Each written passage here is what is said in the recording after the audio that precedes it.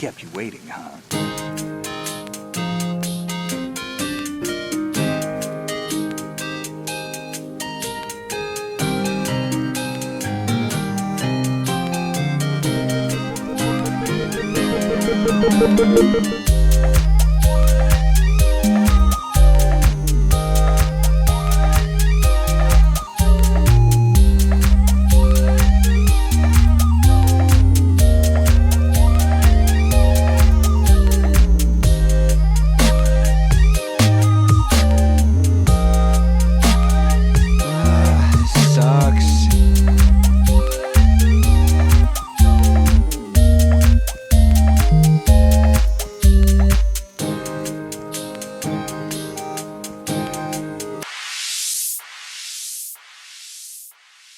Hello, good morning, afternoon, or indeed good bloody well evening to episode 123 of the UK's number one gaming podcast. This is the CrossCast, and if you didn't know, we are part of the Cross Players, a team of mates dedicated to bringing you all of our uneducated opinions on the incredible games we play, the consoles we love, and the universe of news surrounding them all. I am Dan, your host with the most chance of spilling Coke on himself. And to get these bloody things bloody well started on today's bloody good CrossCast, I want to introduce you to my bloody beautiful co-hosts. It's Ben, Alex, and Lewis. Hello, chaps. Hello. Hello. I did one breath through that. Are you proud of me? Yes. That's good breath management. Very good. You ought to be be careful, though. What about? Well, it's dangerous, isn't it? Am I on the danger list? Most likely to have a heart attack before the age of 40. We say it every week, but if you would like to support us, please follow these simple fetch quests. Number one, for 1XP, give this podcast a review on the service you're using or watching us on. Number two, give us a like and subscribe on youtube.com/crossplays. Or three, head over to crossplayers.com for links to all of our content and Discord. Or if you are a loony and want some extra XP and to look at a load of foot pictures, thinking of you here, not going to mention his name, but we all know who we're thinking about. You get some extra XP. Hit up patreon.com/thecrossplayers and contribute as little as £2 to help us produce the show, just like Pedo Phil. And you get entry into our very special WhatsApp group, which has been very special this week. There's been some fantastic content get thrown in there, and it is content. And you'll love it. Honestly, dip your toe in the water.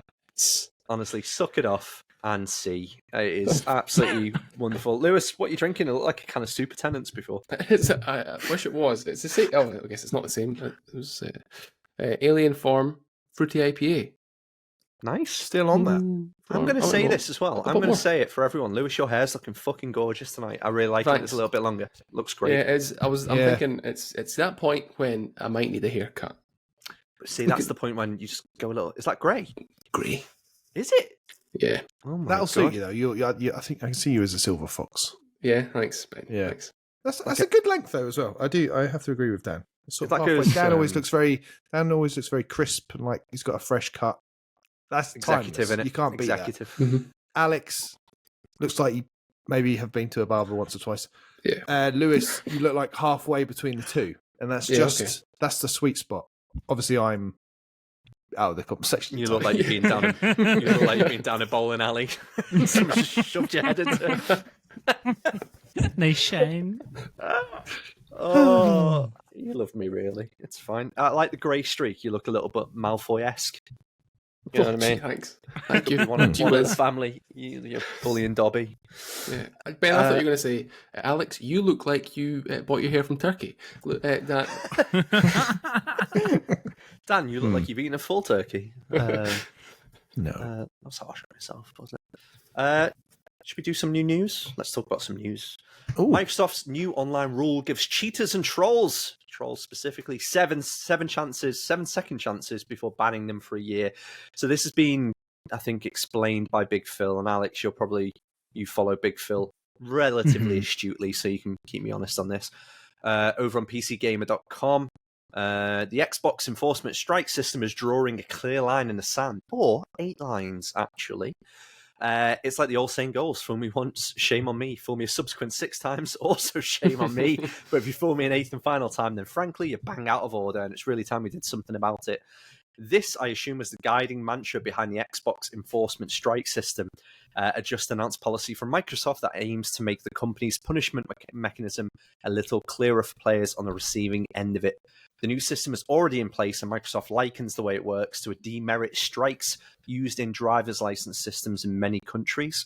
In essence, it's like an 8 strikes and you're out system, with each new strike tier netting you a longer suspension until your 8th offence sees Microsoft boot you out of the services like messaging, parties, and party chat, multiplayer, and others for a full year.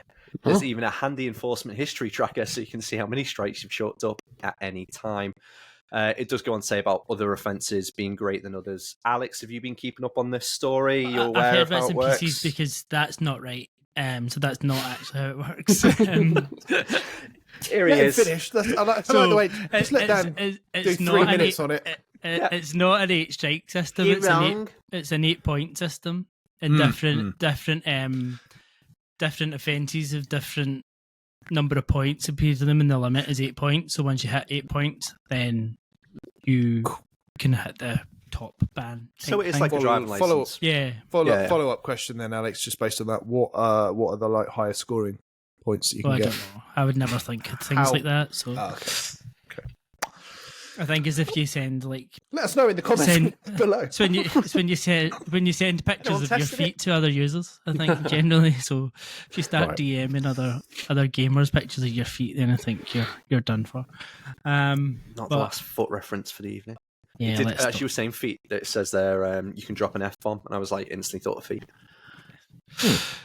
So it's partially right, but I think at the time potentially when that article was written, I don't think there was a lot of clear understanding around what the system was. But I think there's been some clarifications since when that it is more like a driving license, as you say, and you get different number of points for different offences to that kind of limit of 8 points. So it's not that you can do something 8 times before you actually get a proper punishment for it. There'll be some things that will get you 8 points straight away, like you'll just be banned, and there'll be some things, maybe like really minor things that maybe get you 1 or 2. I don't know. Will they be offering like an awareness course so you could get off if you say I some don't points? think so. I don't think you're going to get that speed awareness course, Ben. Not this time. It's funny though. It reminds me of my speed awareness course when, of course, I was playing Halo Infinite at the time, and the invigilator noticed the flashing lights on my face. He was like, Ben, are you concentrating? I was like, yeah. Go slower. Yeah. Anyway, still like Xbox reference there. I think it's good though. Yeah, it's good. I like the fact that it's clearly not just an arbitrary, right, do 3 bad things, you're out of there. They're kind of like, giving people a chance to turn a new leaf and, fuck up a few times. So, yeah, it's better than nothing, isn't it? Yeah. I'd quite like to know what they were. I'm sure there'll be something somewhere that'll explain it. I just haven't actually. They're not going to make read that it. public. Yeah, But at least it sounds like they've put thought into it. I think they've not just plucked this out of my day and said, no, this is it and this is how we're doing it. Yeah. It at least feels like they've put a lot of consideration into how they want it to work and what things are putting into place, policies, procedures, monitoring, etc. What it says here, there's a graphic on that article. Examples of strikes added for each type of action. Profanity is 1, cheating is 1, sexually inappropriate is worth 2, harassment or bullying is +2, hate speech is +3. So they've almost put it right in the article, yet they've just articulated it. That's a bit mad though. Like you could get away with 2 slurs and not be banned. Like, genuinely not taking a piss. Like that does sound a little bit like. I thought it'd be one. Yeah, it sounds bad. Yeah, one and done. Yeah, good point. Yeah. It says on here, on the bright side, Microsoft says even suspended accounts remaining functional for single-player experiences, and players do not lose access to purchase content. So you're like a load of Nazis just playing Ori. Literally. Fuck all else. Far Cry. Sulking. Yeah, I think it's good. I like the fact that they're actually giving it some attention, because clearly it's a bit of an issue online. I don't really see it too much because the games that I play, I don't see a lot of. Well, I say that Rocket League does have like manual chat in it, and there is quite a lot of hate speech in that, which doesn't really get flagged and seems to be recurring, because I've seen the same team with a slur of a name like multiple times pop up. But Yeah, I think it does need to happen, but for it to happen from a platform, is it a selling point? Probably not. If anything, it dissuade people, I think, from actually being on that platform unless the others follow suit. I don't know. You'd hope that this will start the ball rolling for everyone else to implement something like that. I like Nintendo's stance of just no, don't talk to each other. I'm not doing it. Yeah, you can, but it's very difficult. Yeah. Very expensive. That's not well, conversely, as Microsoft are introducing new features, the Sony are introducing new consoles. So PS5 Slim appears to have been announced this week. It looks identical to the PS5. It pretty much just got a line down the middle of it. I have no idea what that means. On CNET, it continues this on August 14th. So again, Alex is probably going to keep me honest and tell me something's changed here. It said, go on. Go on. I was going to say the only reason the line's down the middle is because the plates are now in 4, so you can take one off to put the detachable disk drive in. So there's new plates for the Slim. There will need to be if you're going to have this detachable disk drives. So you basically don't have 2 SKUs. You've just got one main PS5 SKU, and then you can have attach the disk drive or take the disk drive off. So you're going to have to be able to. I don't think it looks like that line, and so you've got that natural segregation to put attach the disk drive at the bottom section. So do we think we're going to see it this year? Because it says on CNET, looking at past PlayStation releases, PS1, as in PS and then O-N-E, launched in 2006, 6 years after the original launch of the PlayStation. The PS2 Slim launched in October 2004, 4 years after the launch of the original system. And the PS3 Slim launched in 2009, 3 years after the original PS3. Based on previous redesign, 4.3 years is the mean time frame. Yeah, so I think maybe this year at some point. I think we'll see it this year. I think Christmas. we'll see it this year because I don't think this is for the same. The other ones has been a bit of a redesign and a bit of this isn't really a redesign. It's a little bit smaller but this is a cost saver because you get to change how you're manufacturing these because you only need to manufacture one key component and one key console, and then you can box it up in whatever way you want, whether it's with the disk drive or without the disk drive. Per court documents from the FTC versus Microsoft lawsuit, Microsoft believes the PS5 Slim will cost $400, or the rumours suggest that it'll ship as an all-digital unit. That likely means it won't include a disk drive. The current digital-only PS5 costs $400. Assuming Sony doesn't drop the price, that should mean a disk driveless PS5 Slim should cost around $400. Feels odd to bring it out now because it feels like it's going to be the hot console of this Christmas anyway, without putting a new SKU out, unless they're seeing like the all digital one is selling significantly less, so they want to give people the option to turn that all digital one into a physical one somehow. I don't know, it just feels a bit they're winning. Why do this now? Almost like if there's some sort of reason that things are dipping or look like they're about to dip, then that's when you'd put it out, isn't it? Is there not a Spider-Man PS5? No, it's just plates. The plates. It's just plates. Okay, right. It does seem strange, and I think the plates are a success by the look of it, aren't they? Quite a lot of people I see are quite happy to go and purchase new plates when they come out, and it's like a genuinely appreciated, customizable thing compared to having to fork out for like special edition consoles and all that kind of stuff. So I agree with Ben's point. It does feel a little bit strange, but then again, the PS2 Slim probably felt strange, and the PS3 Slim probably felt equally strange because Sony was smashing it with the PS3. So, well, no, it didn't, did it? It was the Xbox 360 that was smashing it. Yeah, so I don't know. I don't even know when the PS4 didn't have a Slim, did it? It just had the Pro. Yeah, it had a Slim. Did it? Yeah. When did that come up? Have I read that and just ignored it? Yeah, that definitely did. It was almost a bit more rounded rather than the PS4. Yeah, it was a bit more rounded and like proper angled. But I mean, I feel like this comes this year, and I think the only reason it's coming is early because there must be an operational benefit to it. I don't think this is purely just to give consumers the option. I think there's definitely an operational benefit to changing the design. Can't see it not being without a disk drive then, if there's a genuine, because there is a thing about overheating, isn't there, with PS5s where it's melted a couple of USB ports. And I've seen a couple of pictures of that online, so maybe that's apparently it can overheat now and again. But again, it's how you ventilate it, isn't it? It's like any computer. Lorries ones, just Poor jammed fucking it in the smallest space possible. Pardon? Howie not had like a mini fire. I'll never know. So PS4 Slim came out on the September of 2016, and the PS4 came out on 15th of November 2013, so 3 years. So even with that, it's still a similar amount of time to what we'd be seeing now if it were to be this year. Yeah. It just feels like the whole like parts shortage and everything has pushed this generation back a little bit. It would just seem odd to, like, it's just started getting in shops, over the last few months, right? And you've seen the sales go through the roof. Yeah, we've only really seen 12 months of consistent games for this generation, even and arguably Microsoft hasn't got going yet, so it doesn't feel like we've really kicked in. And also, I don't know if I believe that prototype, that picture that was shared anyway. It just looks a bit naff to me. I don't know. Do we think it's actually genuine? I think it's genuine. I really? Think it probably is. I think it said it's 5 centimeters shorter.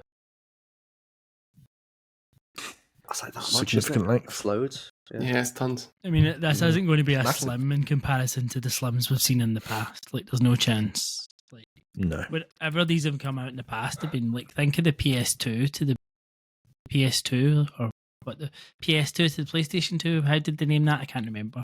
But it was tiny compared to that first PlayStation.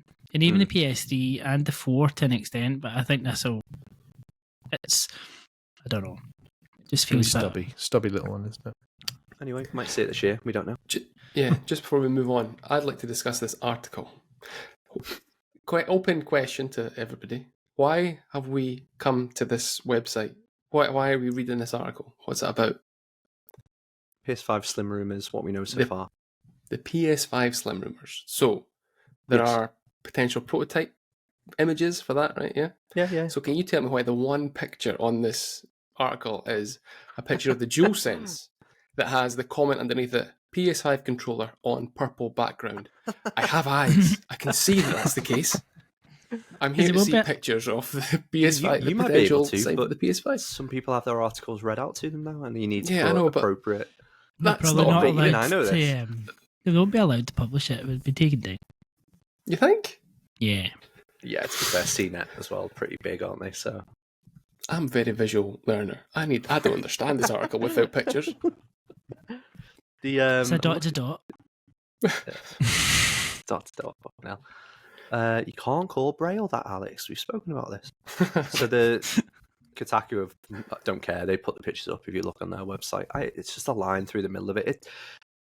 Aesthetically, it's the same. It looks like one of the ones you buy on, like, I don't know, Wish, where it's like PS5 console, and it's a PS1 controller cabled in, and it plays like, I don't know, Super Donkey Kong or something stupid. I don't know.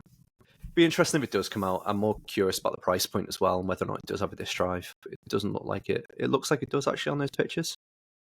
Yeah, it does. So I don't know. We'll see. Another interesting turn of events. So Netflix has finally launched its testing phase of video games on TVs first, and also a small number of computers across Canada and the UK. Any of you guys get an invite for this? Not that I've seen. No. I have not either. I am on MarketWatch.com. After becoming a giant in DVD rentals and then streaming and studio production, Netflix Inc. pushing harder against the boundaries of yet another frontier, gaming. The streaming service on Monday said it was testing video games on more devices where people consume its videos, like TVs and computers, as well as a phone-based controller. That beta test will start today among select users in Canada and the UK, and Netflix will collect feedback from those testers. It continues, today we're taking the first step in making games playable on every device, where our members enjoy Netflix, TVs, computers, and mobile, Netflix said in a release. The beta test is intended to gauge Netflix's game streaming technology and controller. Netflix first added mobile games in 2021. So the first two games that are part of the test, Oxenfree and that's from Netflix Night's Jewel Studio, and Mulehew's Mining Adventure, which is described as a gem mining arcade game. The users playing the games on TV would use the phone-based controller. those using PCs and Macs would play via Netflix's website with keyboard and mouse, the company said. So this is the latest big player coming into the market. Do we think they're going to do anything different than Amazon or Google and actually nail this, or is it going to be a critical failure? What do we think? They've barely managed to do it via the gaming option that you get via their subscription. Yeah. Like when I had Netflix, I think I downloaded one game, but it seemed like a really strange process to do it. And even then, you're still, at that point, I was using it on my phone. It's like, I don't want to do this. This is rubbish. It's definitely the right. I mean, it doesn't feel like it's quite there yet in terms of cloud gaming. I think you can see that from even like the Q from Sony. Like they're kind of acknowledging the fact that they know they can't produce a device yet that's going to be capable of cloud gaming without a massive lag or latency. And I think with what Netflix are trying to do, all right, it's probably a lower power game in Oxenfree 2. It's not going to be something that's going to be graphically demanding. But even then, what they're trying to test is, basically, is our service going to hold up if we're going to do this en masse? That's concerning, the fact that they're needing to do that. I don't remember Amazon having a beta. Don't think they had it here. I think they potentially had it in the States. Was it in the I States? think they did something. I think Yeah. Luna sat as like some sort of test state for quite a while. Why hasn't anyone nailed it other than limitations in tech? But why hasn't a TV manufacturer really like hit this nail on the head yet? Is it just down to the fact that cloud services aren't quite prominent enough? Yeah, I think so. I think it's just we're not set up like we've all got half decent internet. I think the average person at home doesn't probably. So like you're trying to push gaming to a less tech savvy audience, who of course by that tokens have worse internet or care less about having fast download speeds. It's like it's harder to it's almost the two things are working against each other. So until it's completely ubiquitous that we've all got reliable internet that just works. The fact that it does it for video now, we're heading in that direction. Like when streaming services first came out, it was challenging to get a decent picture consistently. So it'll get there, and when it gets to that point, and Netflix might nail it, I think they're in a good position to do that because they're already on every single device that every person in the country owns. So if they can just flip that to go, I'll have a little go with this game, and if it works straight away, then I think they're in a better position than Amazon and Stadia ever were. Yeah, I totally agree. I think Amazon, they're offering just the Prime gaming in general is just messy. Like I hate logging onto that site and claiming free loot through it because you never know what the fuck you're doing. And it's just it's so cluttered. It's horrible. I think that's the same with Prime. Prime To watch on NFL Prime. You go on, you go, what in the fuck is going on here? There's just so much shite in the way. Yeah, totally. Well, they've just changed the Amazon app as well. Like the stars on it now don't appear as I'm just having a gripe. The stars don't appear like you've not got like 5 stars. It's just 1 star with the number next to it of how many stars. Right. I'm like, that's really fucking insidious. So you can't, like the products now, it's really hard to differentiate for me anyway, without really focusing on what that is to see whether or not it's something good or bad. Yeah, like you're just trying to stimulate sales because that's the whole point of that app, isn't it? It's to make you buy something, but it's trying to get rid of the dross as well, which is just a little bit. Yeah, I didn't like it. I'm also going to have a gripe about Amazon. I actually deleted the Amazon app from my phone last week because I was on it and I was looking through stuff. I was like, "What? How I've come far? Like, I got rid of Prime earlier this year because I was like, I'm spending too much money on Amazon. I am buying stuff for the sake of it. So I was like, cancel Prime, stop buying stuff. And then I went into Amazon last week and I was like, there is so much rubbish. Like, folk like Chancers or whatever, like little companies / Chancers that are trying to sell stuff like not of like less than great quality, I would say. I don't remember it being like that long ago. It seems like a new thing where it's Definitely getting worse. It's like, just loads of this nonsense on there. That's why I like some of the apps that are just like Temu, is it Timu or whatever, where it just it tells you up front this is shit. It's just like you are just on this site because you want to spend 20 quid to buy a load of stuff from China that you never would think of. You want to buy a hanger for hangers. You know what I mean? It's just like insignificant shit like that. Whereas Amazon, it's like it started off at trying to be low budget, and then it went to a bit more premium. And now you go on there and you can buy an Echo for like 80 quid. I was like, they were 20 quid maybe a year ago, if that. And now you're selling them for £80, or you're wrapping them in like there's like an owl thing for kids. Yeah, you buy like a little nest that you put the fucking it's a fucking smart device for a child, and then it's like, yeah, you're selling that for £85, and I'm like, what are you doing? Bezos has left, hasn't it? It's all gone to pot. Come back. Yeah, come back, Bezos. Jeff. No. Put down the Always divorcee. Come on back. That's all the news. Let's not talk anything about those parts, or piss off. Really quickly, news-wise, what happened today? Alex, just wanted to get your take on it. Xbox taking down the Xbox 360 digital store, aren't they? Yeah, I was quite surprised to read that, to be fair, but then at the same time, I can understand it because so much of it is now backwards compatible. And it's the same as anything else. You don't maintain two storefronts for that long, but it's a shame. It's always been a fucking mess though, trying to buy any old game on Xbox. Like, it's you look not at the it, easiest thing to and do. it's like a website from 15 years ago. It's horrible. But, So, yeah, shame in a it's way, a shame. but also time presses on. Indeed. Indeed it does. Let's pick up and play.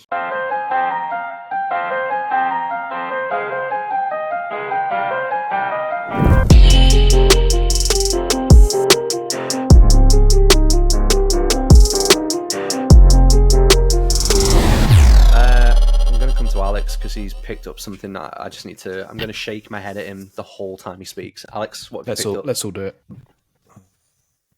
What the fuck are you doing? What are you doing? What I has just happened wanted in your another life? controller. I had bought one for you. Have you unboxed it at least yet? No, it's not even. It's still sealed. But see it.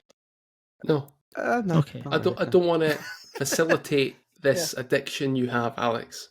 I had Amazon vouchers I needed to spend. No, you could have spent them on absolute shite opposed to getting a controller. You could have got Well, I bought a back massager. Yeah, well, you could have initially I bought a fucking Pixel Owl Watch Echo. with them, and then I sent the Pixel Watch back, and then I bought a controller, and then I got banned from Amazon for sending too many things back. You're trying to play Halo Infinite using a smartwatch. Yeah, so I liked that one because it was a nice, cool design, and you get a nice dynamic theme with it as well that I might use, and it'll just sit nicely on the shelf for the rest of them. How many have you got? Yeah, 9. 9. Do you dust them? Yeah, Yeah. What do you wear when you're dusting? nothing.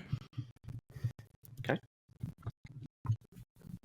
Lewis, picked up anything? I have. Cool. Okay. Ben? Good stuff. Yeah, I have.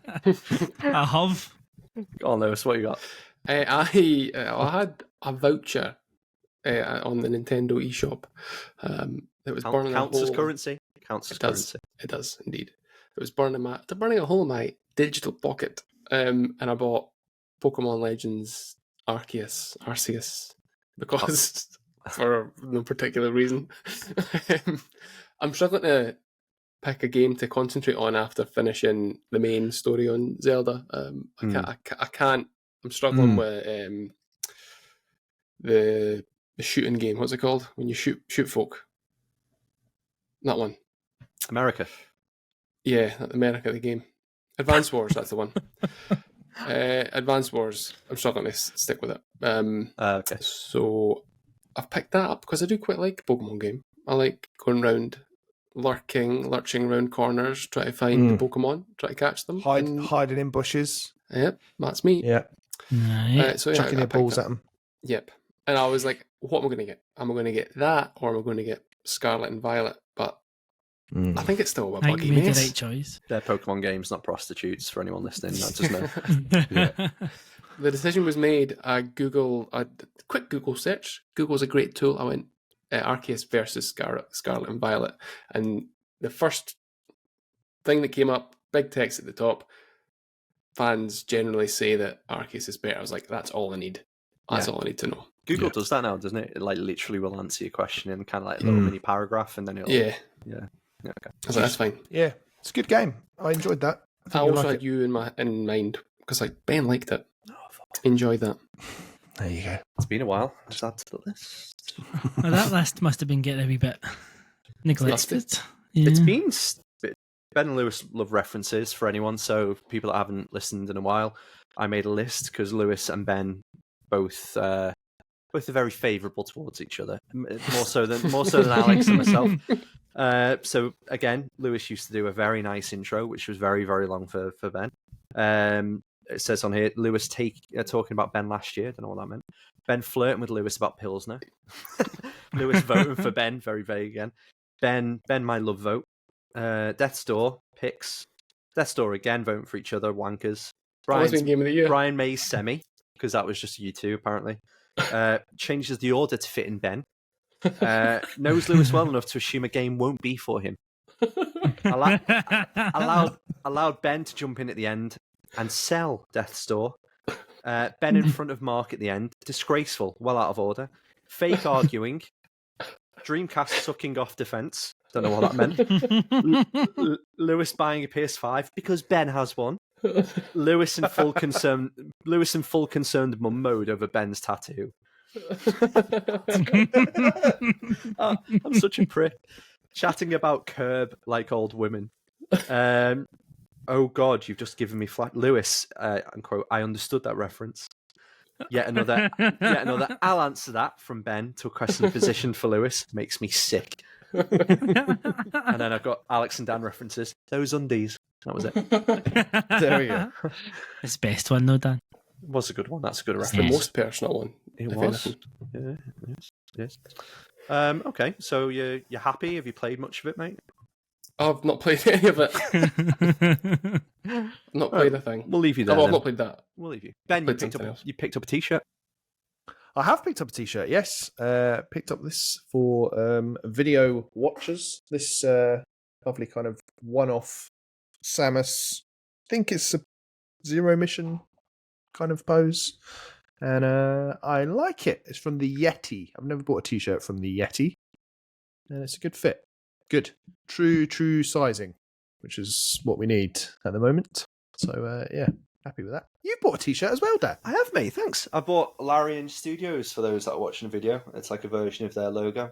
Nerd. Plunge. It is. They're proper nerdy in it. If I wear this at EGX, I am not getting laid. I'm married anyway. That's a joke. But yeah, I was really happy. Size and So space. they're like, what do you mean? Even I You're won't not gonna touch get them. laid. I told you to.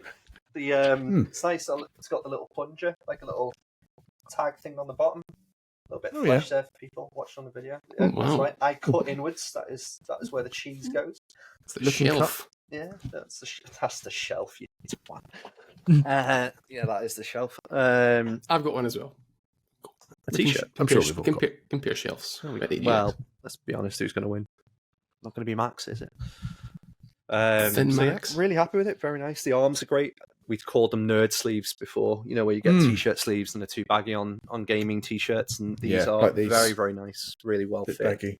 Yeah, you just need to go to the gym, but it's fine. Yeah, well. Not like them. What's that? 2 tickets to the Not like them. Whoa, the gun look at them. show. Whoa, you could ride a roller coaster on that. I don't know what I mean. So they're my pickups. Have any other pickups before we talk about what we played? No, not this week. Picked up Vampire Survivors because that came out on Switch today. Double dipped. So I got that. Paid for it with gold points. It's only like £3.50 or something ridiculous. Nice. Had a couple of quick goes with the boy in co-op just Nice. before we started here. Really good. Really good. Lovely. Lovely. All right, let's talk about what we played. Lewis, I'm going to pick on you. It's not Pokemon. What is it? It's not Pokemon. I have played the Room VR, A Dark Matter. So it's a VR game, and it's Welcome to Cross Button VR 2. Where we have our takes of the people that aren't on the VR podcast, Lewis and myself, where we talk about VR games that we played. Yeah, I'll talk that's about mine in a minute. Go on, mate. good.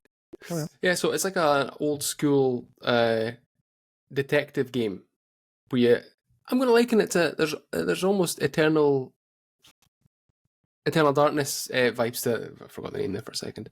Just in the way that things are presented to you, but you're like an old school 1900s detective. You go into your precinct, your police station, and things start going a little bit strange. And you are whisked away to some other realm or something. I'm looking at Ben and Alex here; they played it, where you then are transported to a particular sort of setting where you need to unpick a mystery. Like the first level is you're in a museum and there's around an Egyptian sarcophagus, so you kind of got to figure out what's going on, and the story kind of unravels, and you find out what's going on. I don't really know what's happening, to be completely honest with you.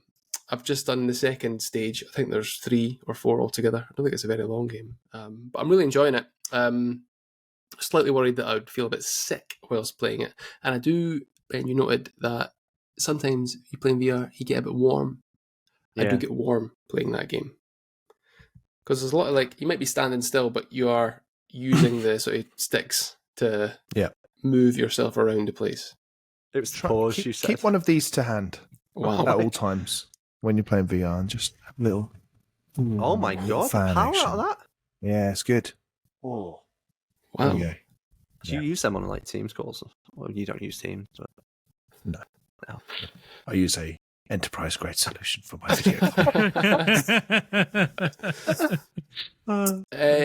It's just a really cool puzzle game set in the past. I don't really have much to say about it. I struggle to explain what it is you do other than solve mysteries and sort of figure out puzzles.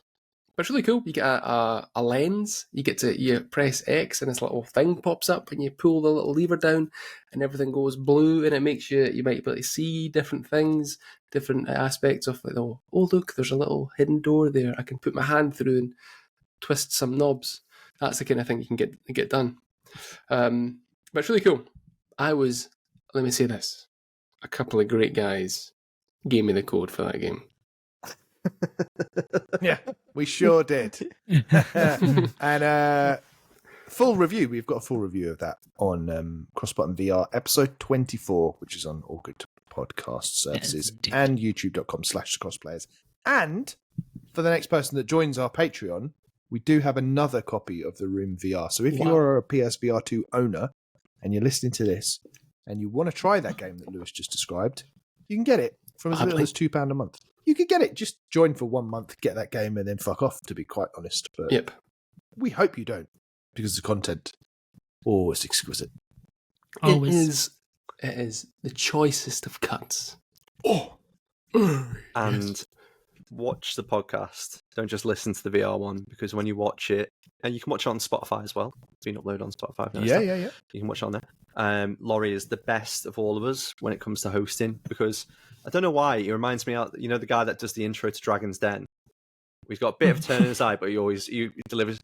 Well, welcome everybody to Dragon's Den. Welcome everyone. He's a little bit like Laurie's starting to remind me more of that as he gets more and more confident. Is like his way of, I don't know, like his emphasis on certain words and just his way he riffs through things. It's just when he hams it up a bit, he's brilliant. I always go on about. He is the best of us. I absolutely don't dare deviate from his plan. No, God no. Never. You get called a little bitch. You do get called a little bitch. Genuinely called Alex a little bitch last week. It's brilliant. We'll be taking that note for revenge. I'm on that calling, calling HR. Yeah. All right. Thanks for that, though. Appreciate that. It's all right. It's a cool game. I do need to play that game. I've also got code from some beautiful people. Alex, what are you playing? I've been playing my Switch again. Oh my god! 2 weeks in a row, I've been playing my Switch. Will Smith. I've been playing more Pikmin. Pikmin. Yeah. So I think I'm about 15 hours in. Really enjoying it. Jesus, 15 hours in a Pikmin. I know. I don't know what's going on, but yeah, it's a nice nighttime game. It is a very nice little chill nighttime game. I even played it on the train twice. Oh, get on you! I know. I don't know what's going on. Still hate the fucking Switch, but it's a nice game, right? And then I've you also don't need to take the train for your work. Have you been going on the train just to play Pikmin? Yeah, that's it. ultimately. Shocking. But what I've been playing a bit more of is EA FC24 Oh, on yeah. the Switch. Switch. Legacy Edition. No, it's not the Legacy Edition. It is a very nice new edition and makes a very big change to people who have played this game on Switch. So Okay. it's finally an updated full parity version of the game. It seems to have almost everything there. Plays really nicely. I don't know exactly how it's going to work. I think there might even be crossplay and stuff with this version of it. Really? For the new. How have you It got, feels sorry, like it when you how have see the got this menus. version? I don't know. They sent me a code to play the beta. Oh, you bastard. Yeah. I think they only send it So- to like top tier FIFA players, don't they? That's Is that, is yeah. their So I criteria? know I got one and Kevin Scully's got one. So I mean, Wow. like, yeah. Yeah, makes sense. Kevin Scully's So- not good at FIFA. I don't know why they sent me a Switch code. I genuinely have no idea why they sent me a Switch code, but that's the one I got, so that's what I've been playing. And it definitely, from the last couple of times, like, do you know how they've done the trials and stuff of the last couple of FIFAs on, like, the online so from playing that and the fact it's just been a reskin for, 5 years, maybe? Minimum, yeah. Yeah. Mm. It's nice to see a fresh take on this. I mean, it feels like you're playing a mobile game. There's no two ways when you see like the crowds and stuff compared to what you're used to seeing on like the proper console versions of this. It feels like you're playing a mobile game, but it's a much improved experience on what's been there for the last 5 years, and it's nice to see them actually finally do what they could have done 4 years ago, which would have not been as much of a piss take. Plays nicely. The new features seem quite cool, like the profile, all the different profiles the players have got, the new animations that they get for the different types of players in that. Ultimate Team feels a wee bit different. A wee bit strange having men and women in the same team. Nothing wrong with it at all. It just Wow. it just feels like Right, Xbox have just given you 3 points, Alex, for that. no, but it just feels like I have completely have women in Ultimate Team, but I don't understand. I feel like if people like want to play women's Ultimate Team, they want a team of women, Yeah. which you can, or a team. I don't think you necessarily want a mixed team. I remember seeing the what's the name of the Australian player who plays for Damn Chelsea? care. Yeah, like an awesome player, one of the best female players, and her like shot power was like aligned to something like Haaland or someone. Because in contrast to obviously the game's slightly different sport, but in her league, in her game, she obviously has got one of the best shot powers. But then you've got her and Haaland in the same team, and they've got the same shot power. Yeah, it just seems seems a bit weird. Yeah, Like, it seems a bit strange, but I There's don't know. nothing wrong with it at all. Like it plays nicely and it works. Like when you've got the guys and the women playing together, it completely works from the game because they have put that parity there. Yeah. It's just not necessarily how I would think people would want to play the game, but maybe that's just me. No, I mean, I get. I don't know if you've got young girls playing and they probably want the women's team to play. They wouldn't want to mix the two, and then I can also imagine. I don't know. It feels prone for like scumming in some respects of like people doing certain things for teams to try and like overpower them. Feels like there's going to be a weird meta of it all, which I don't. It almost feels feels a that bit- way as well. And I know this has gone down bit just tacky, isn't thinking it? the Yeah. worst of people, but you can see people becoming so derogatory towards it when they're going and open all their packs and then they get a woman in their pack. Like, Yeah, that as well. Yeah, that's not great. it just feels like it's open for that. But I don't know what the full settings will be like and the full version of the game will be like. But Those people have other issues if they've got issues with that. Oh no, They've totally. But you got know, something else going on. we know what the world's like. If you're though, playing that's the Ultimate thing. Team in the first You've got place, you've issues. got some issues. Yeah. Yeah. I totally agree with that point. Alex and I can vouch for that. But it's incredibly refreshing to see this version of the game on Switch. I think it's about time, and I was very surprised at how well it plays. It does play really well. As I say, the graphics aren't great, but the gameplay is good. Well, it's FIFA. Gameplay doesn't change that much, but at least it's in the right engine and it's got the right animations and player animations and stuff for all the new. I can't think. It's like Playstyle Plus or something. The new thing's called. You get different Wii icons above, and the players do different, like specific animations and how they control the ball and stuff like that. So, yeah, Good. It's certainly given a good first impression. And That's good. I am tempted to pick it up. It's the end of this month, isn't it? No, I think it's end of September. Is it really that long? You've Is got it? it I think for? so. Oh, Maybe I'm so wrong. jealous. But I think it's end of September. That's amazing.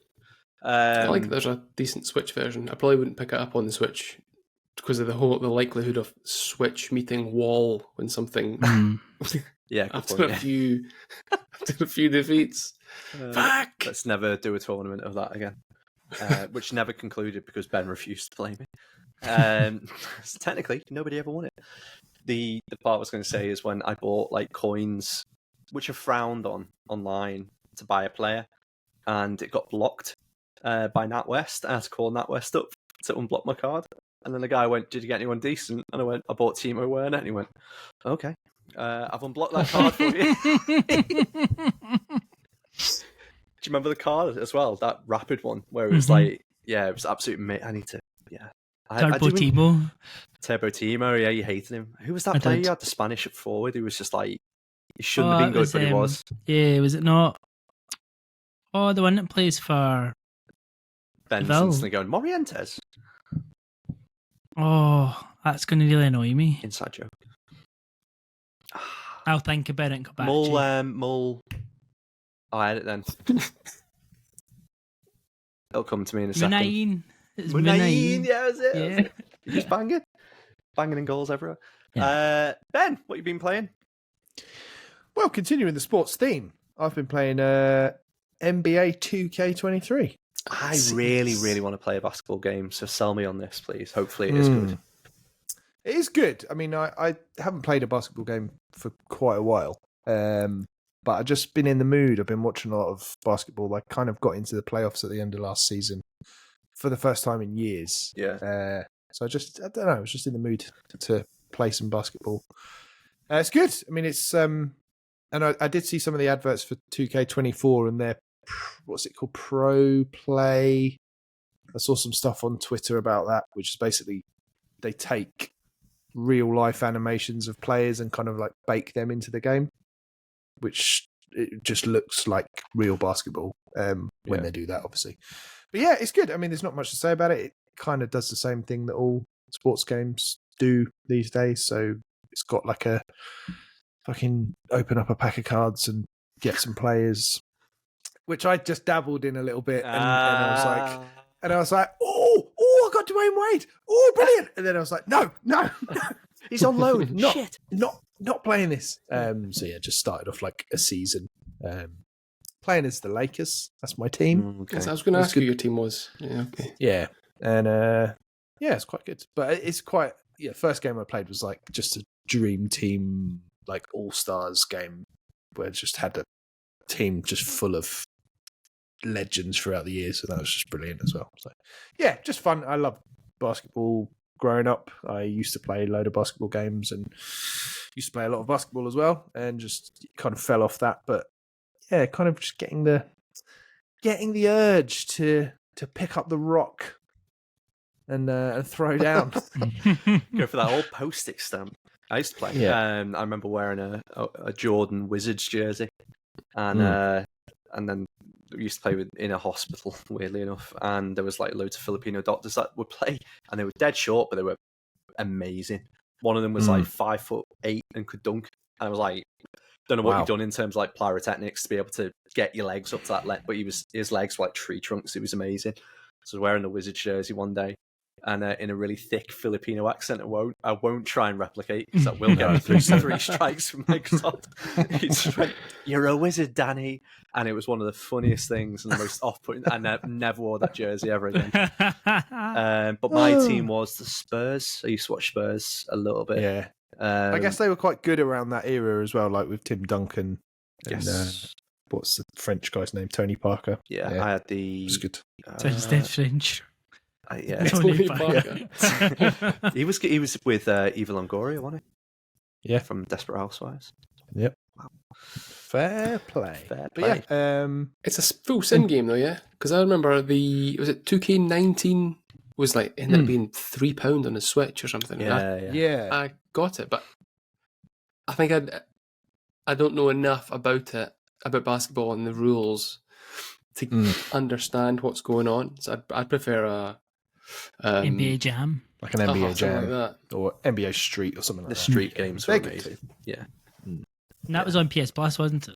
It was a PS It Plus was, game. yeah. Last month, wasn't it? I think. So is that the main one that I've played and finished this week? Though has been Pyre from Supergiant Games. You put a tweet about this, didn't you? Saying it's up there in terms of It the is. others.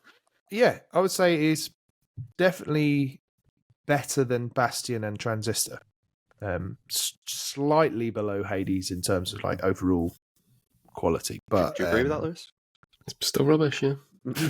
But really good, like really cool story. The gameplay is so different. It's almost like 75% visual novel, and then the other 25% is this weird little, maybe I'm in the mood for it, but it's a weird little sports game basically, where you're trying to get this like celestial orb.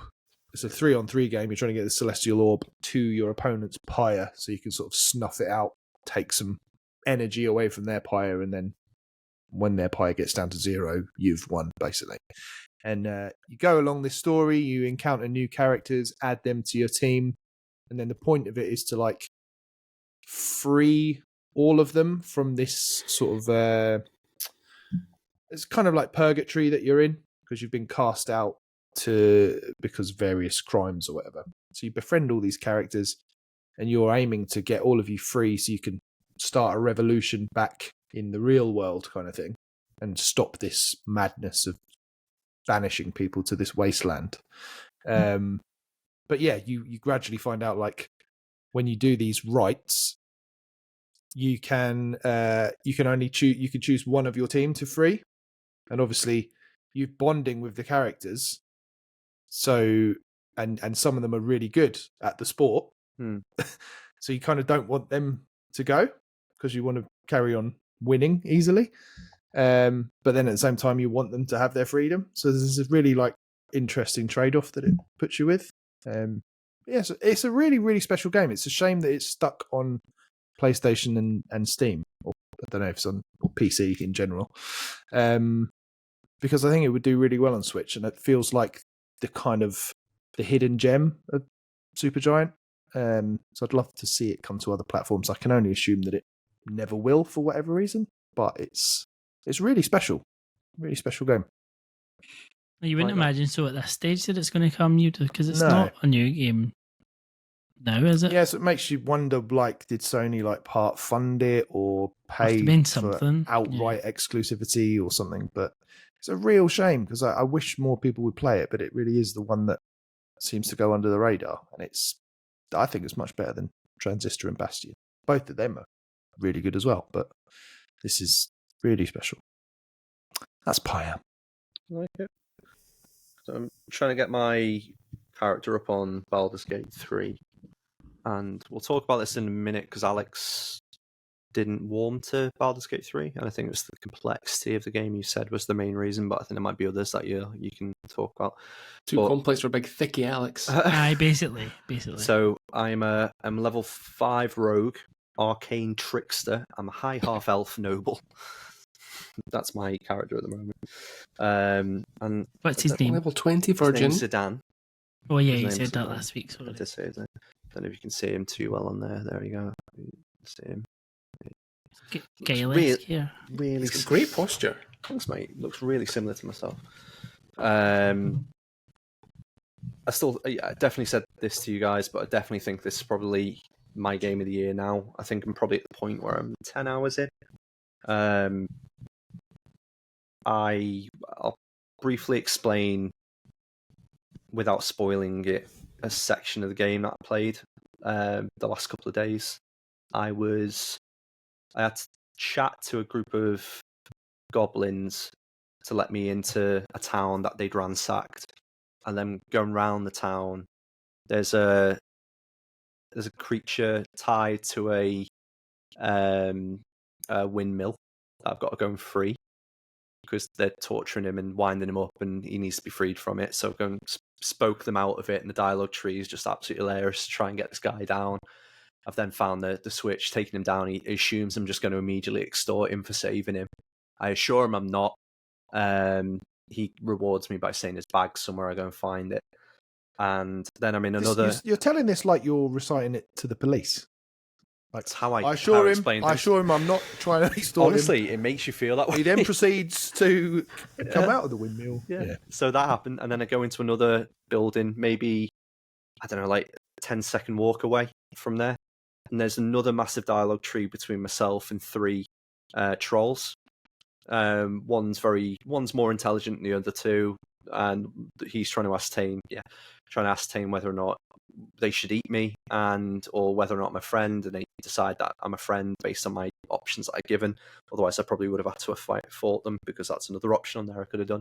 And there's maybe like 7 different decisions, and I scum saved it because I was like, I want to go and see whether or not the actual answers to those questions gave a different result, specifically to talk about it.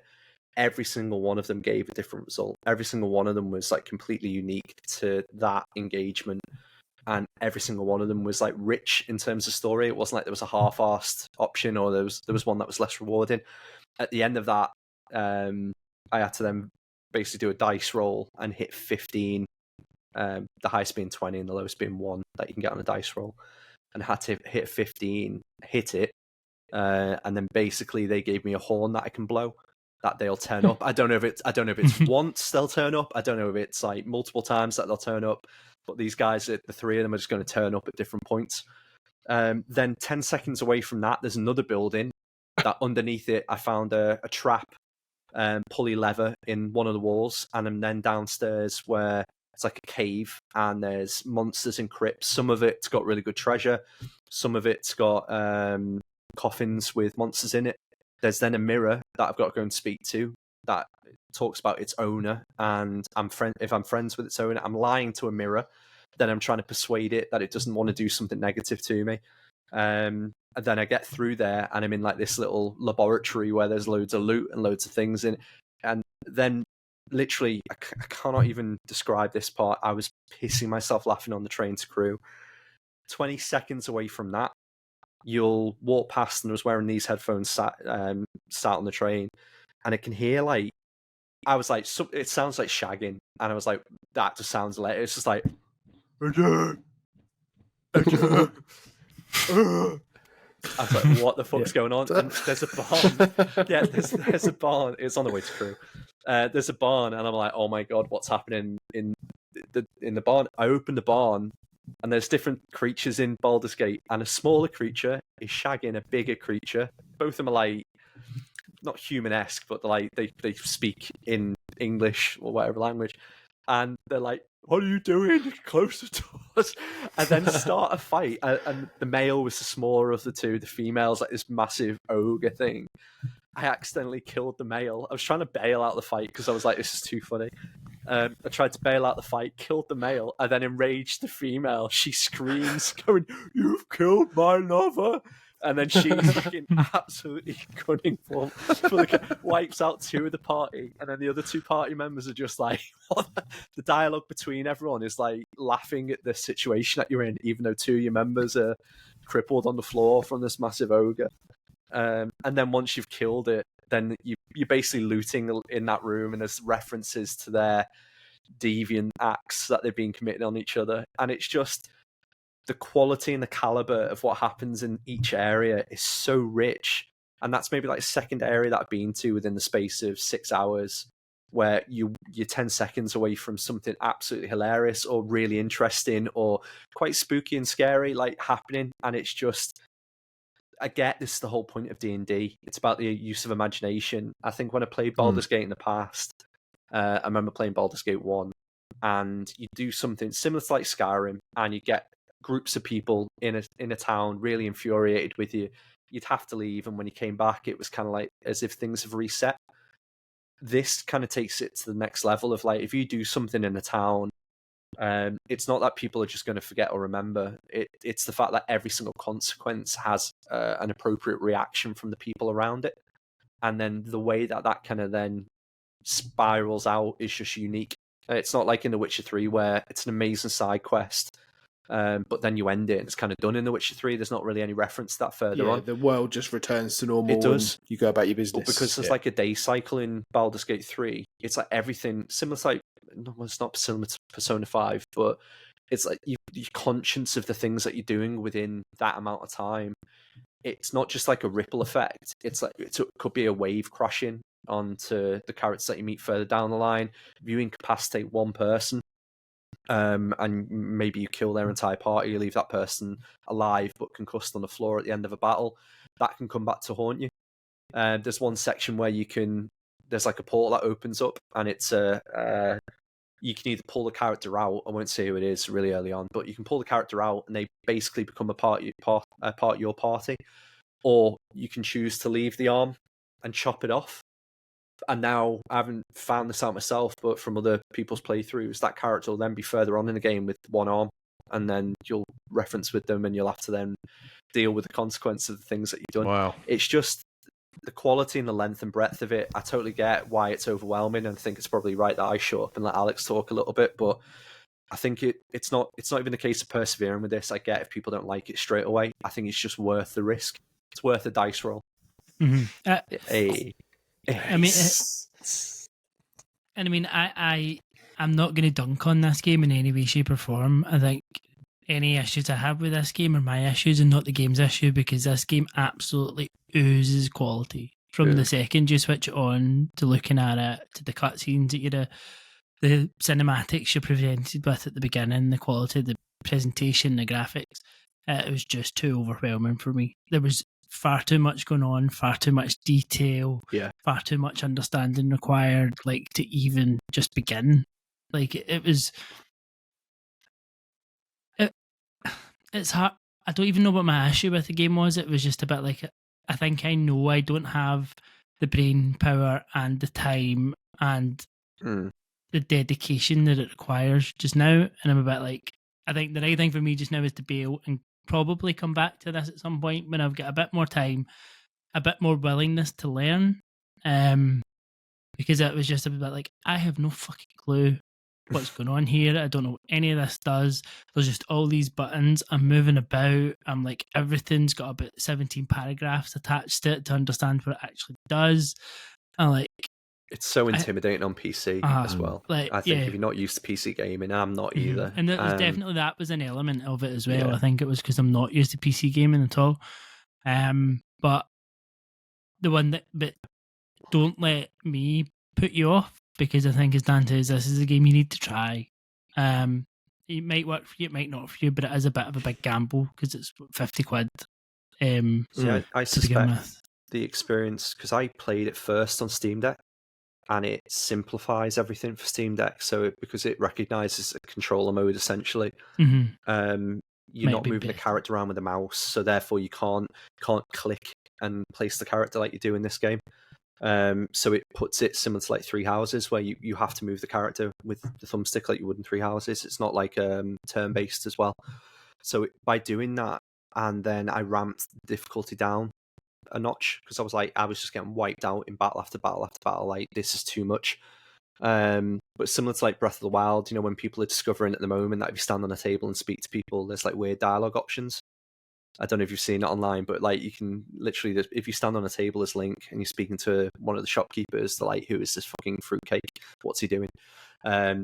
It's similar in Baldur's Gate. If you're doing stuff within that fight, like, and try different things, it can be a lot easier to win that fight. I don't want to spoil it again, because there's things within it that I think you just need to experiment yourself. But it helped me, is the point I was trying to make, playing it on Steam Deck. And I think when it hits PS5, that'll be a lot of people's preference on where to play it, because you haven't got the worry of, oh shit, well, how do I change the camera around? And it feels alien to me even doing that on this, because obviously you've got your usual WASD, then you're using Q and R to rotate the camera around, and I'm thinking about what I'm doing during a fight in terms of spells that I'm hotkeying, and there's a lot to it. But I think when it's on console, I can see it being a lot more.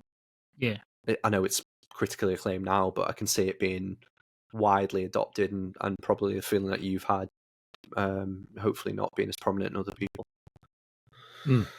I'll definitely be giving it a whirl at some point on PS5, and maybe, I don't know, Alex, we could always. I certainly feel like it's co-op, isn't it? Co-op, yeah.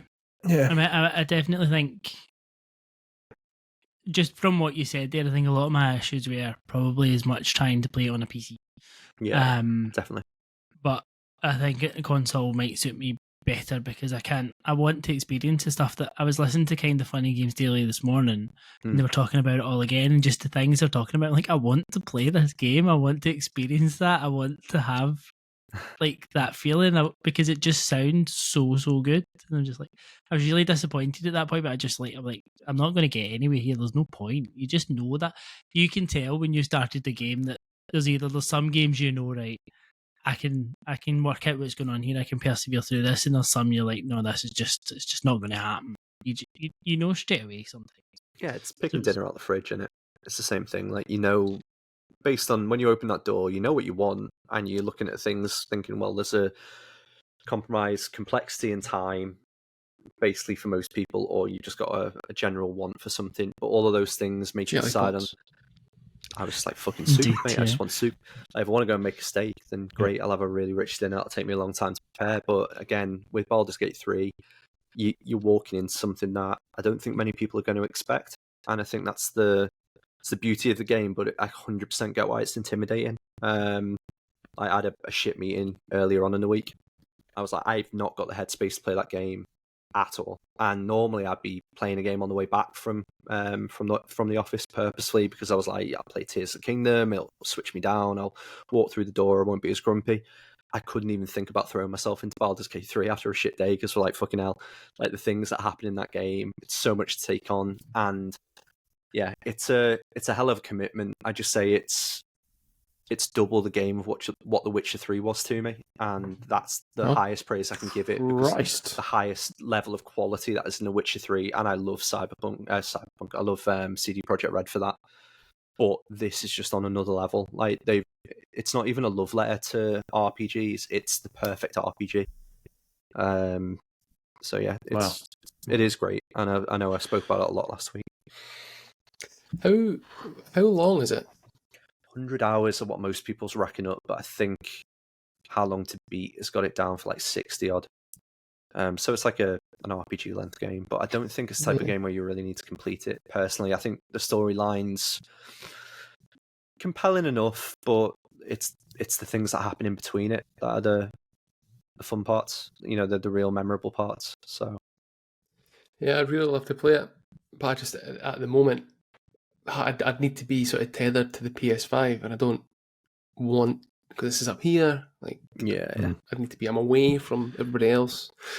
It's a long time. At least with Tears of the Kingdom, I could pick it up.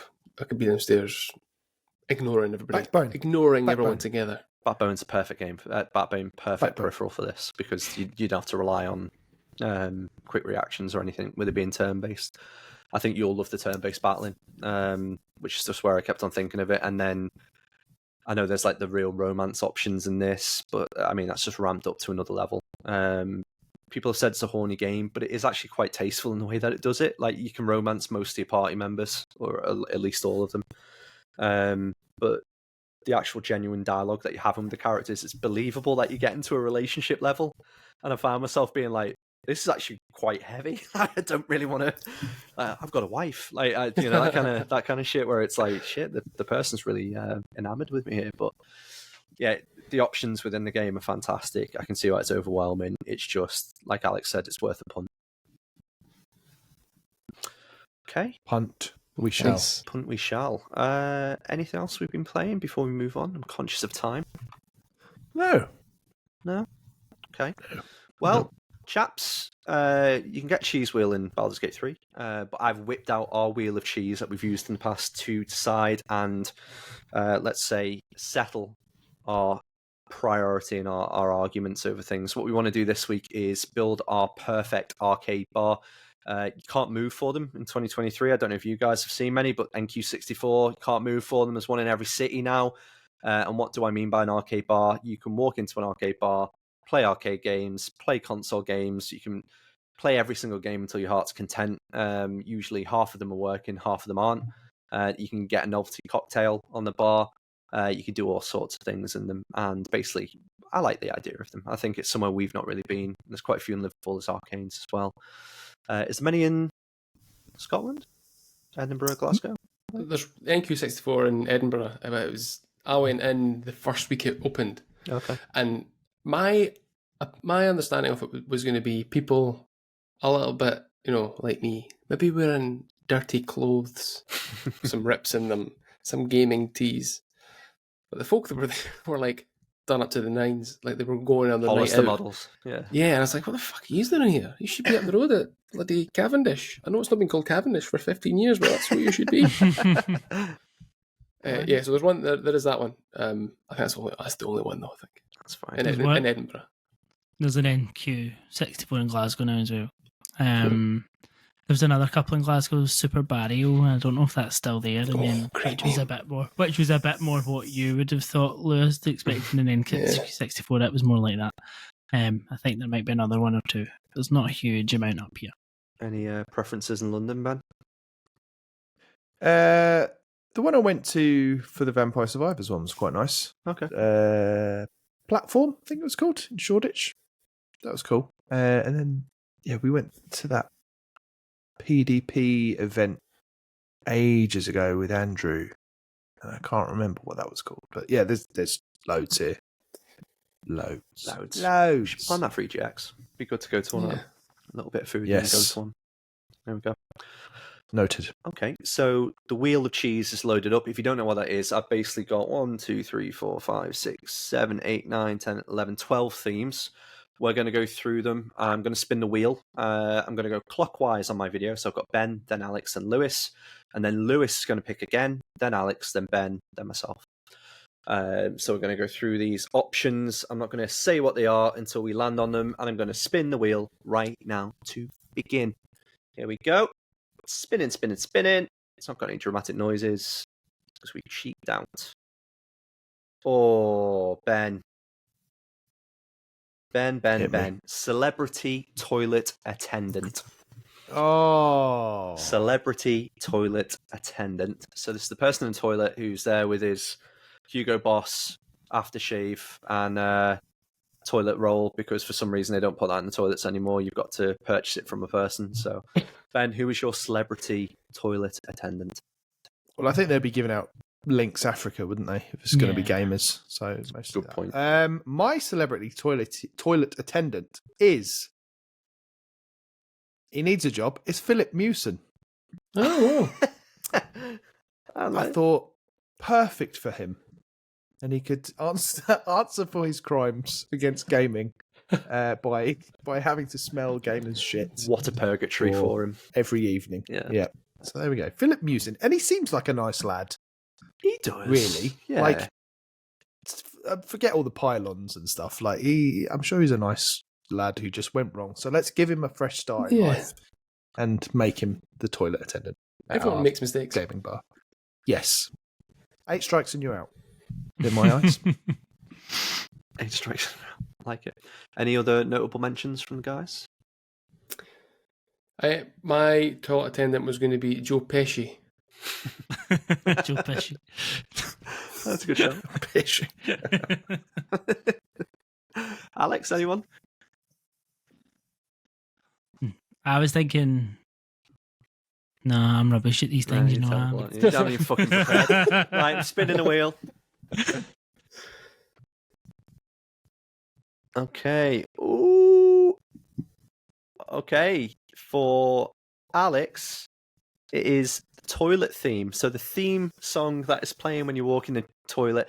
Imagine this in like a chippy kind of, almost so like underwater Mario theme. Oh, great shout.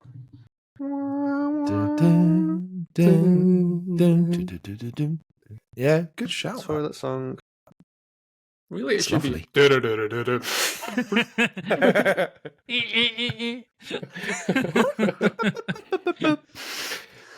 Nice toilet theme. Any notable mentions? Go on. Yeah, I misunderstood what you meant by toilet So did theme. that. What did you think? I thought you meant like the general theme. Yeah. of the Oh, no, toilet. I did. Right, okay. But Alex But must I have like the misinterpreted. Mario. There we go. Yeah. But Mario Underwater Well, is quite hold a good on. theme Well, for the whole thing. What was your toilet theme be, Ben? I'll put that down. Well, my theme was going to be play on binary code. It was going to be a non-binary code. Oh. So it's a toilet for everyone, and then anyone's welcome in the toilet. Nice. I like Silly. that. That's very clever. So there we go. Lewis, what was Yeah, yours? thought My talk theme was going to be light or dark, which basically meant light was going to be off or on.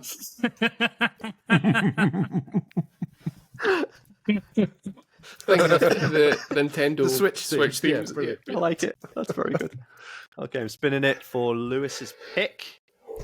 What's he gonna get? What's it gonna be? It is landing on Arcade Cabinet 1. So we said the games that are being picked, it can be capture anything, doesn't have to be an arcade game. So Lewis, Arcade Cabinet 1. In Arcade Cabinet 1 is going to be a game called Task Manager. And that's a game where you can close down the games on other arcade cabinets nearby. I like that. So you can wait till someone's near a boss and just go, close it down, end task, click. Are you one of those people that Evil. have ever been to like Alton Towers where you can go on the rapids and then there's people with water guns that can shoot them? Yeah. And like you're that person with a Yeah. water gun, aren't you? Yeah, purposely ruining a family's day, even though they Of chose course. to go on the rapids. It's their own fault. Yep. Okay, I'm not They gonna. knew the risks. I'm not gonna ask anyone else's games. Okay, I'm gonna spin again for Lewis. I was thinking this was to be dual games. Could be whatever you want. Yeah. Do that if you want. Okay. Lewis, music. So we want 3 songs that pretty Oh. much will be played every night religiously. Okay. Okay. I can give you 2. Okay. King of Rock and Roll by Prefab Sprout, which is the one that's like, hot dog, jumping from Jumping from okay. a cookie. cookie. And I obviously want a cookie, as I used to think it was when I Oh, was a wow. child. Yeah. that'd be good. Okay. Number 2. Second one, that badger, mushroom song Okay. That's from 2004. Don't on know the what that is. internet in 2004. Badger. On that reaction,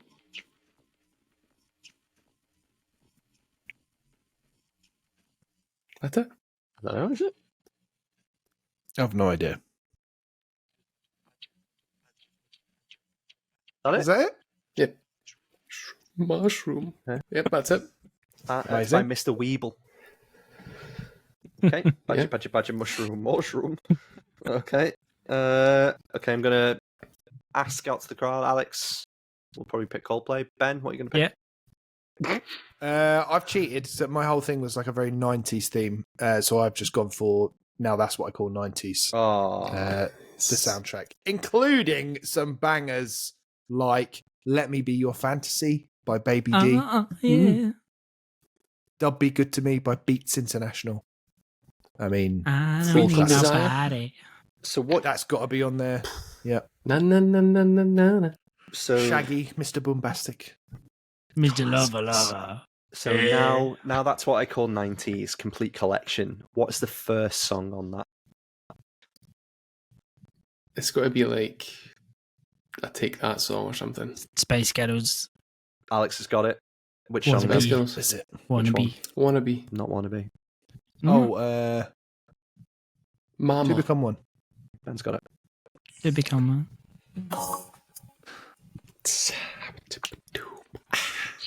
Fuck off, Jerry Halliwell.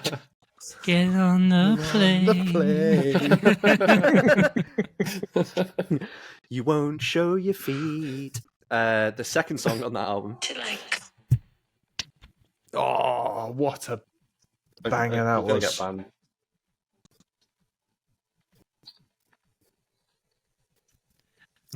Yeah. See, this is all that's on any day in the gym. So, There's a thong song on there. Jesus. should be. No, that's not. 2000, It I is. think. Oh, Is what's it? that? Is it? Name that song.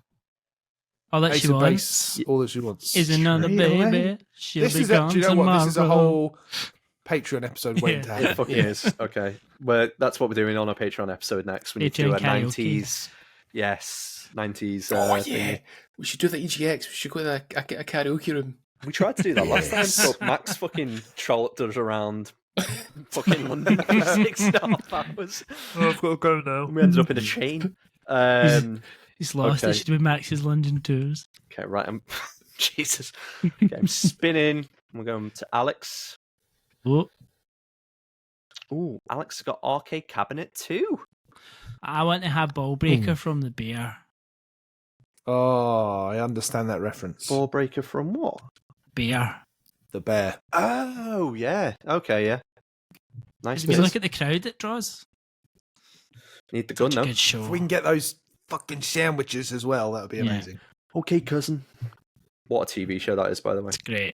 Great. You watched It's both fantastic. seasons? I haven't watched 2 yet. I've only watched 1. Yeah, I'll make 2's. I'm about halfway through 1 at the moment and loving it. Yeah, it's brilliant. let me know when you get to the end of 2 because that's another Patreon episode. I don't know what this is. The Bear. on Disney it's Plus, on The Disney Bear, Plus, it's brilliant. on Star, is it? That's a weird, like, Yeah, okay. Adult Disney. adult Disney, yeah. Okay, spinning. Minnie gets her tits out. Okay, she's got tits. I've never seen it. Tits get so mini out.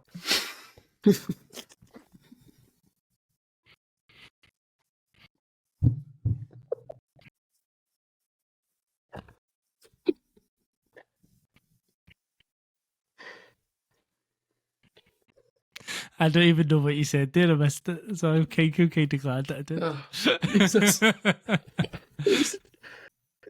a laugh.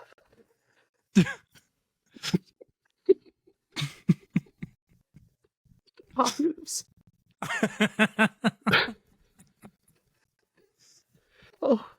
Oh, very good. Oh, Tears. oh. I feel we Tears should of the call. cross players. Oh dear. Okay. Cocktail idea 1 for Ben. Oh. Cocktail idea 1. Okay, so 90s theme. This is a play off an NES game. White Russian Attack. Because there was an NES game called Russian Attack. This is a White Russian Attack. Simple as that. It's basically a White Russian, I like that. but just okay. called something nerdy. Simple. Prescient as well. It is. Mm. It is. I like that. Any other? In fact, no. We've got another option, haven't we? So I won't ask for anyone else's. Okay. Now we're going to Lewis. Oh no, Alex. Sorry. Okay. There's 6 more options. Ooh, the best person to answer this. Going to ruin the bar. Draft beer. Oh, it needs to be some non-alcoholic beer, doesn't No, it? fucking hell, ruined it. Like it needs to be. There we go. Come on. Which one would I pick? I think we want some Freedom. Freedom. Okay. Yeah, I haven't tried that yet. I searched that in Sainsbury's today and didn't have any in mine. I need to go to a bigger £1.50 one. in Sainsbury's. Might go to a big one at For the a big weekend. can. Yeah. I just thought it was a really camp version of the Braveheart shot. Freedom. Free can. Freedom. Free can. Damn. Mm. Okay. Lemon let's- Freedom. Toasty Ooh. Freedom. Oh, I don't know. We tasted them. They were the ones That Yeah, was we a- did. Yeah. on the stag, yeah. It was nice. The lemon one was nice. Sorry, guys. Sorry, Liz. Sorry. Non-alcoholic It's drink. okay. On a stag do. Okay. Draft beer. Lewis got an absolute banger. Lewis, I've got another. Sorry, I've got another draft beer that's Do worth go on then. Yes. suggesting. I'll- Go on, Lewis. You go I'll put first. another one on the beers. Go on. Peach Melba, which is by Pilot. It is simply divine. Peach Melba is on Simply the divine. beer list. Sensible. Ben? I have gone for a gaming themed one. A Cornish brewery, Mm. Doom Bar. Ooh, wow. Nice. Yeah, Yeah, I get Yeah. it. I like get and that. it could also be the name of the bar because Ooh. we could get sponsorship from them. That'd be a good But one. they could do like a Doom variant of it, of Doom Bar. Can we get that lad That's from what I EGX with the Doom t-shirt that we see every year? We've seen him the last There 2 we go. years. Celebrity bouncer. Lewis, make it work. What was it? Celebrity bouncer. Who My who are you celebrity picking? bouncer is obviously going to be Joe Pesci. In the toilet and he's bouncing. You didn't get the toilet attendant job, but you can be the bouncer. What the fuck is this piece of shit? Okay, Joe Pesci is celebrity bouncer. Ben, did you have anyone in mind for this? Kimberly, the pink Power Ranger. Oh, it should be good. Ooh, good shot. Because I think nerds would be scared of her. Because they'd be like, oh, Yeah, that's a good point. there's a girl. Her or Jet Yeah. would be solid shouts. Alex? Jet's a great shout, actually. Yeah. Claudia Winkleman. Claudia, she is scary though, isn't she? Hmm. She's reckless with that mascara. So Yeah. She'll question everybody about everything. She'll know underage people in there. yeah. Claudia Winkleman reminds me of the Muppet that sings in the band. Yeah, I know what you mean. She Do looks, you know like, what I'm talking about? she looks like Edna Mode as well, doesn't she? Edna Don't know. Mode. Yes. Oh, yeah. I had Pat Sharp for that. Oh, it'd be good. Oh, that would be good. Like With Melanie and with the Martina twins either coming as side of well, him. yeah. Yeah. Mm. There we go. Okay, so Pesci is the celebrity bouncer.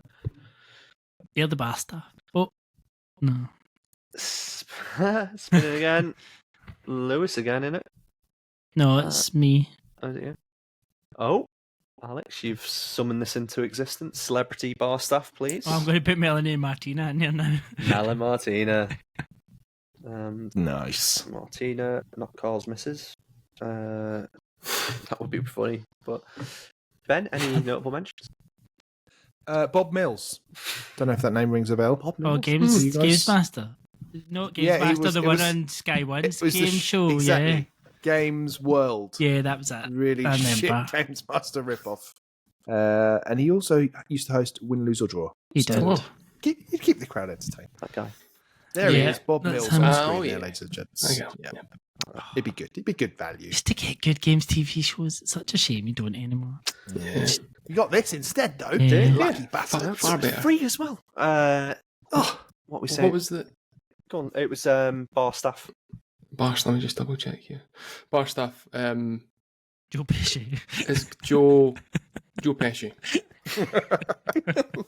What the fuck is this?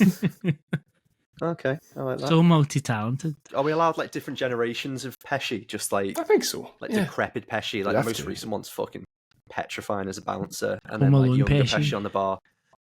Am I funny to you? Yeah. It'd be good. Joe Pesci slamming someone's head in the door. I'm happy you said head in the door. Okay, so we've got bar staff, we've got that sorted. Right, so I'm going to spin it again for Ben. Got bar name, cocktail idea 2, and arcade cabinet 3. Ben has got arcade cabinet 3. oh. I'm going to go for the Simpsons arcade game We love that game. because it's got just so much nostalgia for me. I can hear it in my mind. Let's hear. The attract mode. Let me hear it. Did you get that? Did that pick up on the That was microphone? great. That was great. Oh, yeah. Thanks. That's I was like I was playing it. we played it in NQ. Well, Laurie and I played it in NQ64 last year together. Bet Laurie And got abrasive. he had a go at me because I was drinking too quickly. He was Not like concentrating on the game. no, it's in like because he wasn't keeping up. He had like half a pint left, and I don't drink particularly quickly, and he was like really lagging behind. I was like, "You're drinking too quick." I was like, "I'm sorry, mate. Well, fucking catch up then. Stop playing games." I can imagine that He was conversation.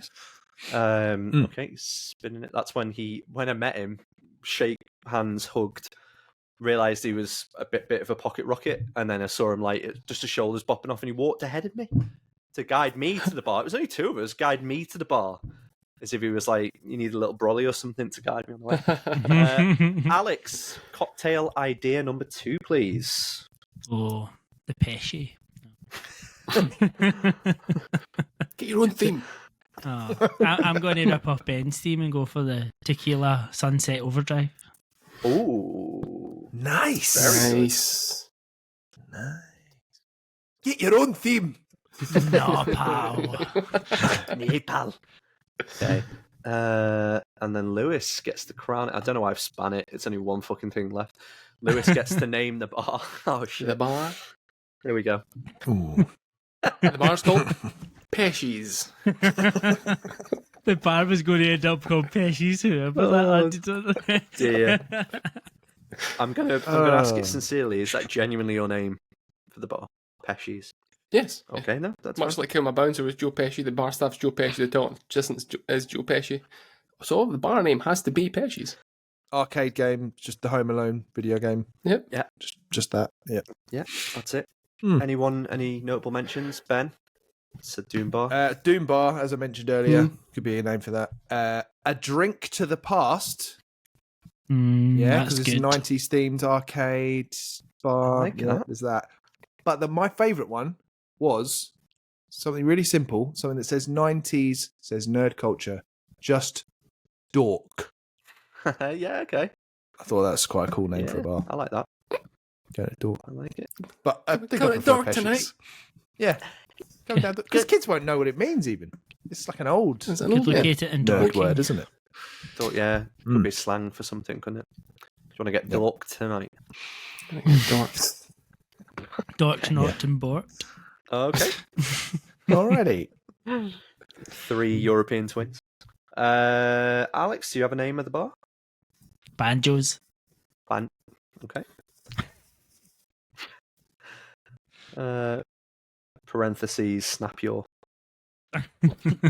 Okay, so that's our bar. So the bar's called Pesci's, lads.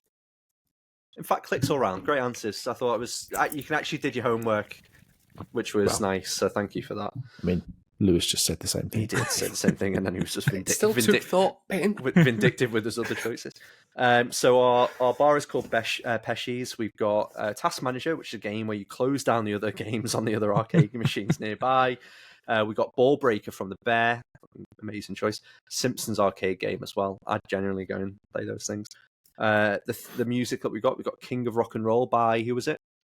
Prefab Sprout. Prefab Sprout. We've got Badger Mushroom Pie, whoever the fuck that was. The internet. And we've also got now that's what I call 90s playing as well on there.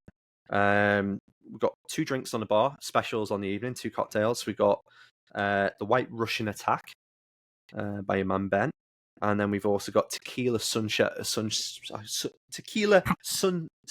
Overdrive. That was hard to say. Which one would you have out of those 2? I'd probably go for White Russian Attack. I like a White Russian. I'm a bit fruitier, so probably tequila. Bit Kahlua. Okay, and then we've got our beer. So we've got Freedom, we've got Peach Melba, and Doom Bar on the bar. Decent selection. Eclectic. We've also got serving the drinks, Melon Martina. We've also got a celebrity bouncer on the outside, Joe Pesci. And we've also got Philip Mewson in the toilet, who's very confused by the whole ordeal. But ironically wants to open up a bar further down the road called the De Niro. We've also got the underwater theme from Mario in the toilet. Philip Mewson getting drilled into madness by listening to that all the time. The toilet theme. Drilled into madness. It's not going to be a violent establishment. Who said it was violence, Ben? So we got that theme going. And that's pretty much it. I think so. Yeah, celebrity bouncer, cover everything. Yes, that is. So there we go. That's Pesci's. So Sounds great. Anybody invested in Pesci's or wants to commit a few quid, you can join the patreon.com/thecrossplayers and contribute £2. Guarantee at least some percentage of that. Probably nothing. Will go towards opening Pesci's up in the near future. Lads, that was fun. That was good. Alex got his readers on there. He was look at that. Ooh. Very, very happy.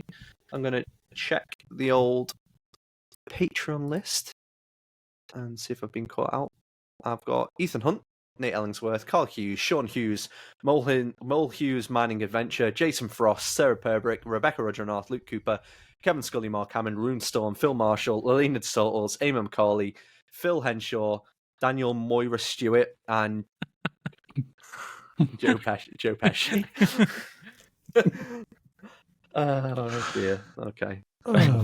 And cheers to new patrons as well. It's been nice having a new influx. Yeah. Yeah, welcome Daniel. Yeah, Daniel's new this week. He is. Dan one. Dan one. Yeah. Dan one, yeah. The best of the Duns. Lads, VR podcast. I know you plugged it earlier, but plug it again for me. When you go, Ben. What are we up to now? Episode 26 coming up next, Alex, I think. Yeah, 6 months in. So that'll be our big 6-month review of PSVR 2, what we think of that first 6 months. Maybe we might grade it. So that'll be coming out on Tuesday at 6:30 a.m. And then the following week, we've got a very, very special guest. So stay tuned for that. And Laurie and I are both going on holiday for a couple of weeks, not together. They're abandoning me. So we are pre-recording a couple of episodes to put out while we're away. So you won't miss a beat. Stay tuned. We've got big plans for the Patreon. We're not going to talk about it too much today, but we've got some things and some ideas to simplify it and make it double compelling for people, all new and old, which we'll be talking about in the next couple of weeks. Lads, lovely to see you on this. It's been a warm day today, hasn't it? Roasting. Leave the back door open as well. I mean, it's been roasting. That's always open. For audio Just check. listeners. They're talking there about the actual door to the conservatory. I am wearing underwear. It's been bloody warm, but it's meant to be. I'm going to the Southport Flower Show tomorrow. Ooh, I know. fancy. Toilet. I know, Tory. All the Tories do go there as well. And You're going to be the youngest there by some way, surely. oh no, we'll be. Well, I'm taking the 2 kids with me as well, so they can. But I'm worried about Kit, the youngest, because he's got a bit favourable thing towards flowers at the moment, where he just rips them out and takes them with him and gives them to Soph. So if he starts doing that, they're prized. I don't know, someone's Oh, prized let him do it. petunias. That'd be funny. It would be very funny. He's only a kid. He's You only see it on the news. I know, yeah. God. Well, lovely seeing you all. Lovely You too. speaking to all of you people that are listeners at home. And have a wonderful. We should maybe get Max to play us out with his lovely want it? song that he added to our Yeah, let's. Patreon chat earlier. The big obsession with feet. He made a song about it. If you want to find out about it, go on Patreon. Bye, everyone. Looking at feet and feels totally smitten. He'll kneel for a heel and he'll make a peg listen. No need for trainers or silly shoestrings. Photos of feet are his favourite things.